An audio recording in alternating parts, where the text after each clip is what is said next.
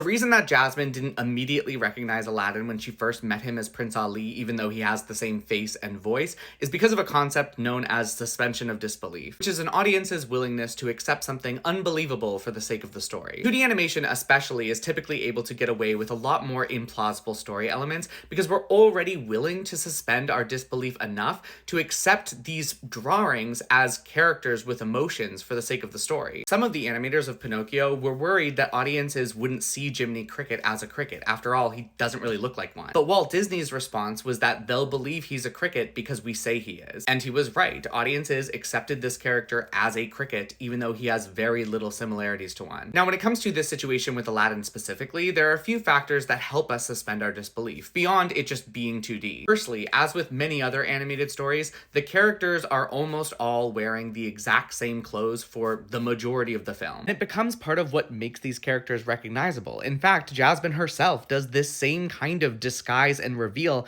by putting an outfit over her regular clothing. In real life, you see people in different outfits every single day, but in a universe where characters are wearing the same clothing for days, months, years, it's a lot easier to accept the idea that they might not be recognizable in a different outfit. The next and probably biggest factor why Jasmine didn't recognize him is because she was told that the boy from the market had been executed. Sadly, the boy's sentence has already been carried out.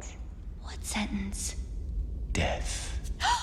By beheading. No. So even if she had picked up on some of the similarities, it wouldn't change the fact that she thought he was dead. On top of all this, the genie does also give him more muscles, and he tries to put on this voice when he first meets her, so he is hiding who he is a little bit more. She only starts to realize who it is once he starts acting like himself. And it actually is pretty impressive and interesting that she does figure it out with all of these factors in mind. It really highlights this theme of how important it is to be yourself. It builds upon this idea that she is an intelligent, clever character, just like Aladdin is, and it adds this additional layer to the romance where she knows him well enough that she can see through his disguise even when she thinks he's dead. Of course, some people won't be willing to suspend their disbeliefs, and they'll find a plot point like this to be contrived. And that's what's really beneficial about having a character like the genie. His wacky antics, anachronisms, and general display of abilities help widen the scope of what is believable within the entire film. It's a lot easier to believe that Jasmine wouldn't recognize Aladdin in a story that has a genie like this. I'm in the mood to help you, dude.